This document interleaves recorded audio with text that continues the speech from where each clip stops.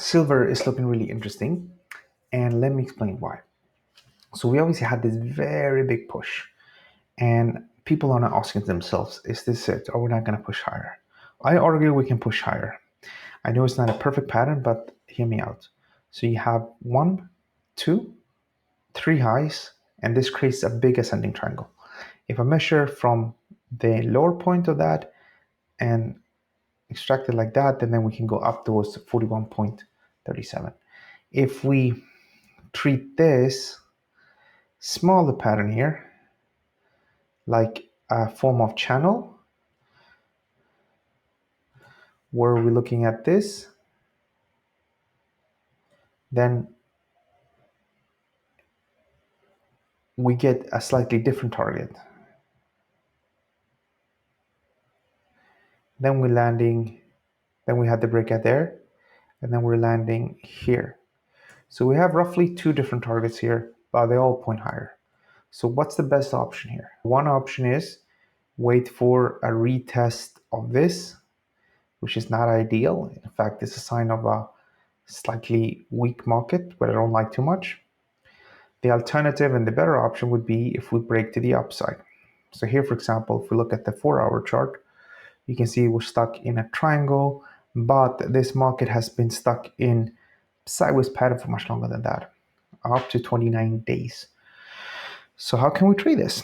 Well, the way we would trade any breakout out of a classic chart pattern, we go long on the breakout, the market is allowed to go down slightly below it, but we don't want it to go deep, say test the other side of the pattern. So ideally, we go long at the break to this high at 37.21. Stop loss would be placed here, so maybe 1.28 times 1.28% risk of the underlying. And then if we go all the way up towards the first target, you're looking at 5.87 times reward ratio. Goes to the upper target, you're looking at 9.54. Now, what's the problem with this? The problem with this is that we're dealing with the classic markets, okay? The traditional markets, and they don't move in straight lines. Look at this, all the way up, and then a big crash, and then all the way up, a lot of sideways trading. So unless you're willing to hold on, for example, if you look here, if you would have bought on this position, you would have now been holding onto this for a number of days. In fact, you would have been long for a good 36 days.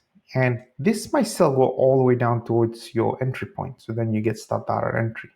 So this is obviously not a good time spent here in terms of return over your money and over your stress, because yeah, we're trading sideways, but you're looking at this position probably a couple of times per day, which is obviously energy spent.